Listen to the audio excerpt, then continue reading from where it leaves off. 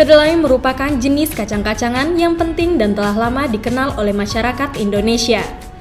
Biji kedelai memiliki kandungan protein yang tinggi dan juga kaya akan lemak, vitamin, dan mineral. Sebagai sumber protein nabati yang penting dalam masyarakat, kedelai banyak dikonsumsi dan diolah menjadi berbagai bentuk produk olahan seperti tempe, tahu, kecap, dan tauco. Selain itu, kedelai juga dapat diolah menjadi minyak kedelai, tepung kedelai, dan susu kedelai.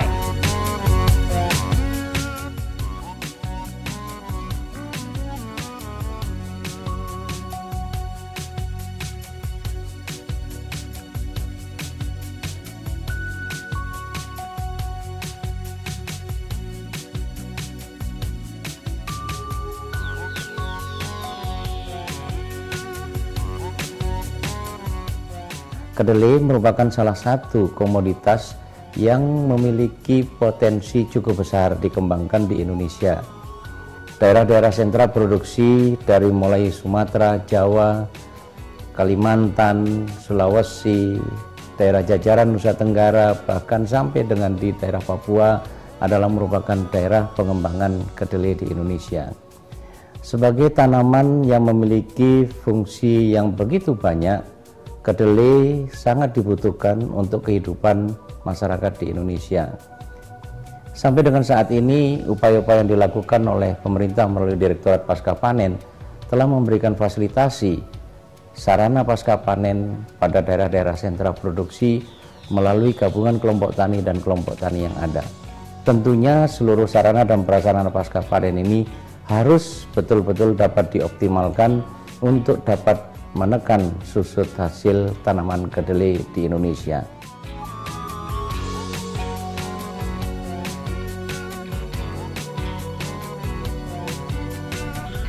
Penentuan saat panen merupakan tahap awal yang sangat penting dari seluruh rangkaian kegiatan penanganan panen dan pasca panen kedelai karena berpengaruh terhadap kuantitas dan kualitas hasil panen.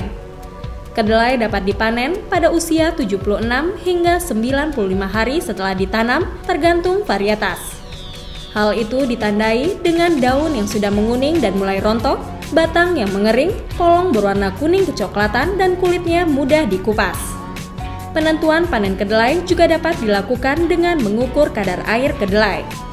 Kadar air kedelai dapat diukur dengan menggunakan alat pengukur kadar air yang disebut moisture tester. Jika pemanenan dilakukan lebih awal dari waktu yang seharusnya, akan memberikan hasil panen dengan jumlah butir muda yang tinggi sehingga kualitas biji dan daya simpannya rendah.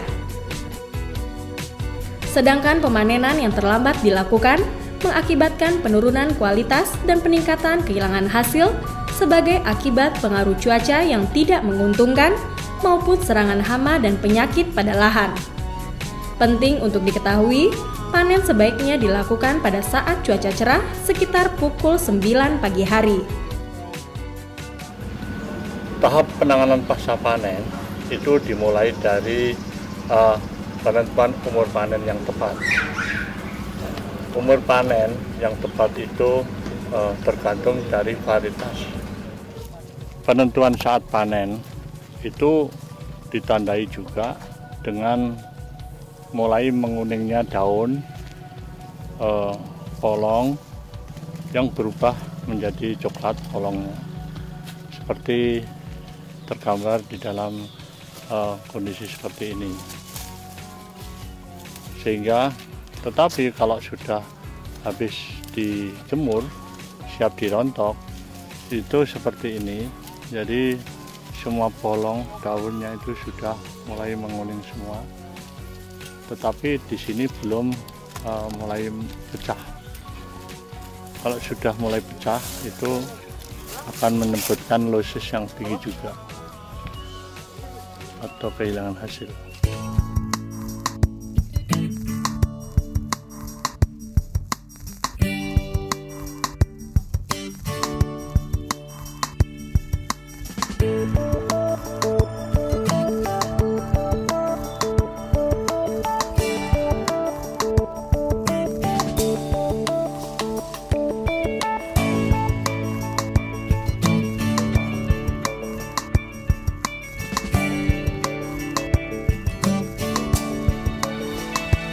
Proses pemanenan dapat dilakukan dengan memotong pangkal batang.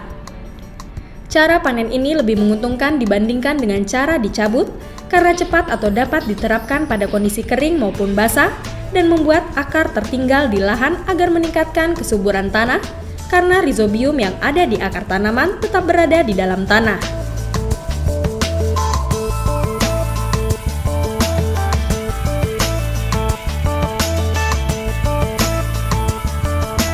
Alat panen yang biasanya digunakan adalah sabit yang cukup tajam, sehingga tidak terlalu banyak menimbulkan goncangan. Di samping itu, dengan alat panen yang tajam, pekerjaan bisa dilakukan dengan cepat dan jumlah buah yang rontok akibat goncangan bisa ditekan.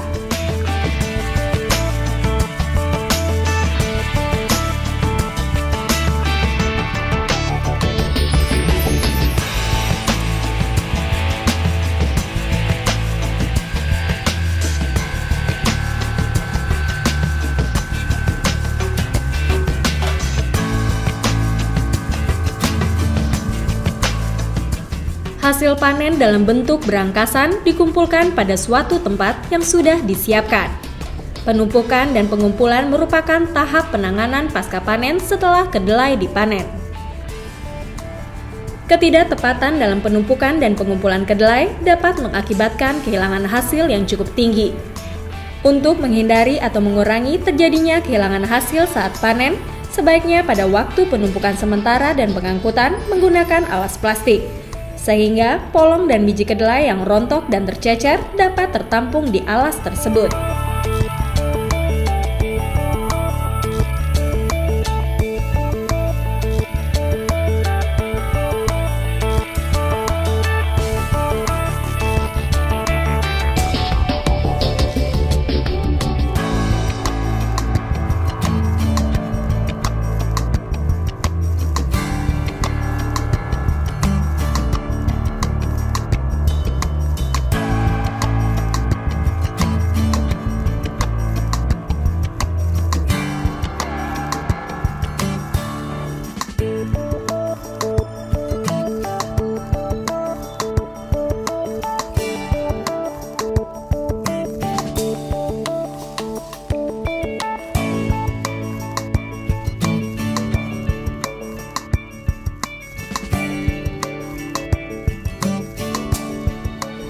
Pengangkutan berangkasan bisa dari lahan ke tempat penampungan sementara atau langsung diangkut ke tempat penjemuran.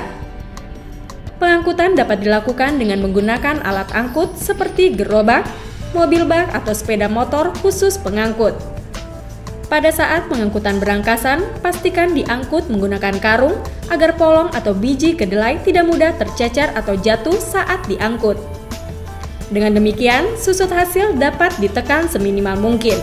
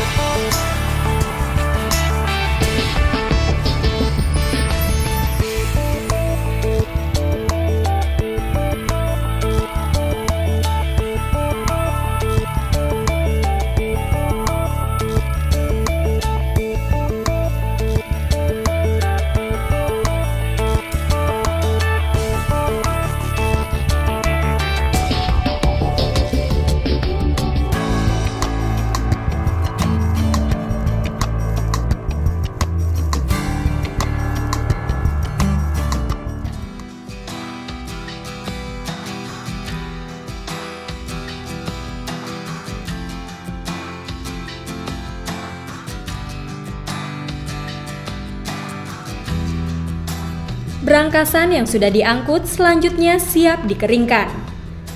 Seluruh hasil panen segera dijemur dan tidak ditunda terlalu lama. Dalam proses pengeringan ini dapat dilakukan dengan dua cara, yaitu secara alami dan menggunakan mesin pengering. Pengeringan secara alami yaitu berangkasan dijemur langsung di bawah sinar matahari. Pada saat menjemur berangkasan sebaiknya menggunakan alas, seperti lantai semen, tikar, anyaman bambu, atau menggunakan alas plastik. Agar berangkasan kedelai kering sempurna dan merata, pada saat penjemuran hendaknya dilakukan pembalikan berulang kali.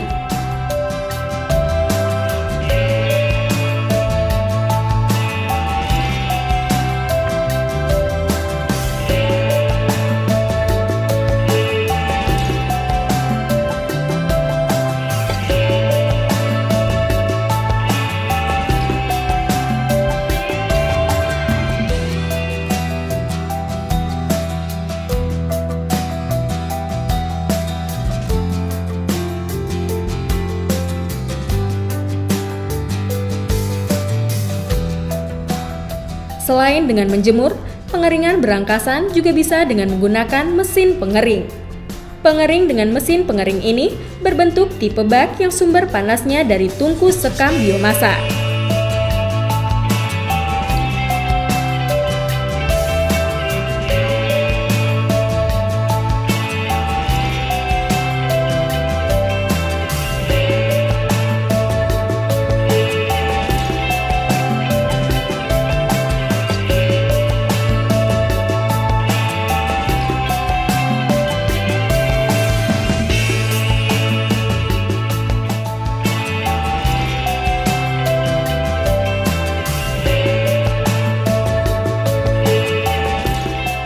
Meski menggunakan mesin pengering, tetap dilakukan pembalikan berangkasan agar polong kering secara merata.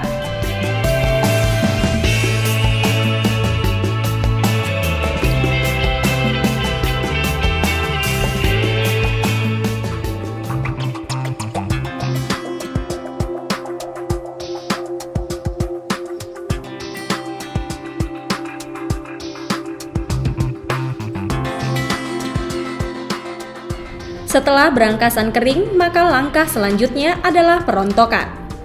Ada beberapa cara dalam tahapan ini, yaitu pertama dengan memukul-mukul tumpukan berangkasan kedelai secara langsung dengan kayu, dan cara perontokan yang lain dengan menggunakan mesin perontok. Setelah melakukan perontokan dengan cara dipukul, tumpukan kedelai dibalik dan pemukulan diulang hingga biji kedelai rontok seluruhnya. Meski terlihat mudah, namun cara ini memiliki kelemahan tersendiri, yakni membutuhkan waktu, tenaga, dan biaya lebih banyak. Persentase kotoran masih tinggi, susut biji kedelai karena tercecer masih tinggi, dan awan debu selama proses berlangsung.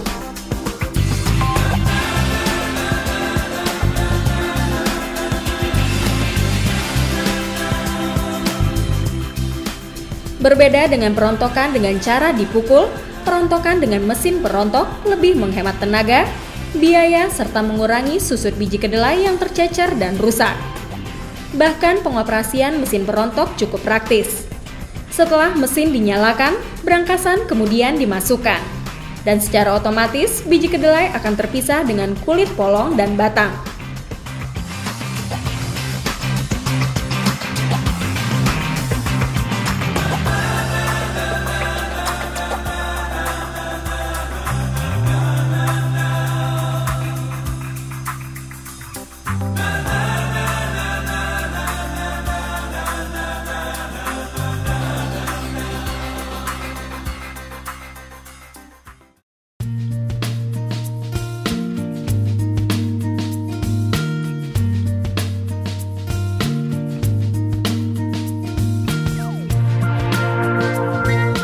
Setelah dirontokkan, penanganan pasca panen kedelai selanjutnya adalah pembersihan. Pembersihan biji kedelai dilakukan dengan cara menampi.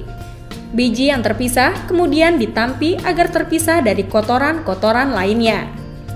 Perlu diingat, pada saat pembersihan biji kedelai dari sisa polong dan daun, jangan lupa untuk memisahkan atau membuang biji yang rusak, Dan jangan lupa untuk memunguti biji kedelai yang tertinggal di sampah berangkasan dari sisa perontokan pembersihan biji kedelai yang dilakukan dengan cara menampi.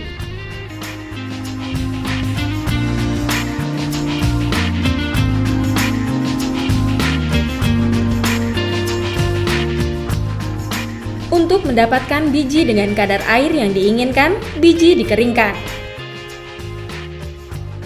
Pengeringan biji kedelai dapat juga menggunakan mesin pengering. Cara ini lebih praktis dan tidak tergantung cuaca, apalagi saat musim hujan, biji kedelai tetap bisa dikeringkan.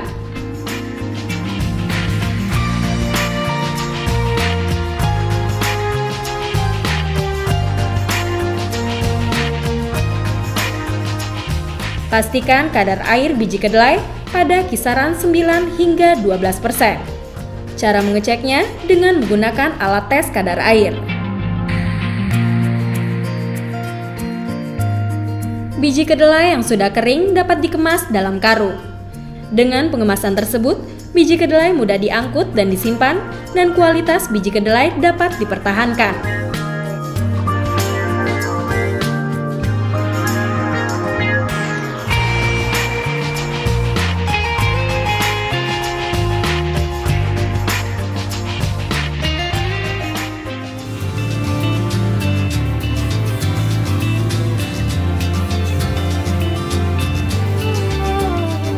Pelaksanaan penyimpanan kedelai dapat dilakukan dengan cara menyimpan karung yang berisi biji kedelai ke dalam gudang penyimpanan dengan suhu kamar.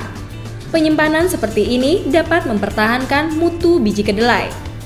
Dalam pelaksanaan penyimpanan dapat berfungsi menghambat pengaruh kondisi lingkungan seperti suhu dan kelembapan, serta mengurangi tersedianya oksigen, kontaminasi hama, kutu, jamur, bakteri, dan kotoran. Jika kadar air biji kacang kedelai dapat dipertahankan, maka kerusakan dapat diperkecil karena hama, penyakit, dan cendawan tidak dapat berkembang sehingga kualitas biji kacang kedelai tetap baik.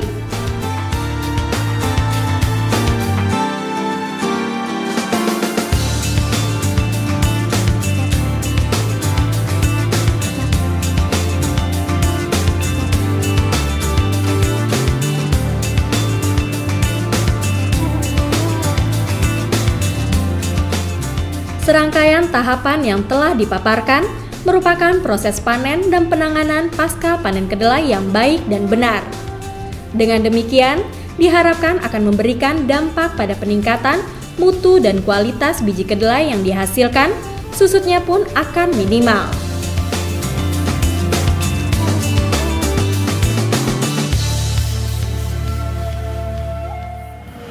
Sesuai dengan yang diarahkan oleh para petugas lapang yang sering datang ke sini, dan hasilnya sangat menguntungkan.